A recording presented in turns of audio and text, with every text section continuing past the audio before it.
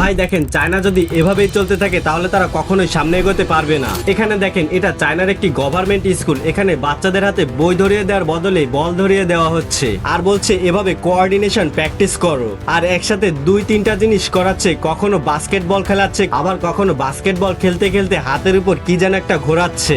এখন বলতো এতে কি বা হবে? বাচ্চারা মাল্টিটাস্কিং শিখবে, ব্রেইন ফোকাসড হবে, স্ট্রং হবে, মাইন্ড বডির কোঅর্ডিনেশন বাড়বে, বডি ফিট থাকবে। বাট এতে কি বা হবে? যতক্ষণ না ওদের শেখানো হবে বাংলা শেষ নবাব কে ছিল, কাজী নজরুল ইসলাম কবে মারা গিয়েছে, বেগম খালেদা জিয়ার নাতনি তারেক রহমানের মেয়ের নাম কি, ততক্ষণ পর্যন্ত বাচ্চারা প্রোগ্রেস করবে কিভাবে? আর শুধু তাই না, এখানে আরো দেখো, ক্লাসে বেঞ্চের জায়গায় এআই পাওয়ার্ড কম্পিউটার স্ক্রিন বসিয়ে দেওয়া হয়েছে। বাচ্চারা সায়েন্স, রাইটিং, মিউজিক সবকিছু শিখবে, তাতে কি বা হবে? এগুলো নাকি আবার ক্লাসরুমে শেখানোর জিনিস।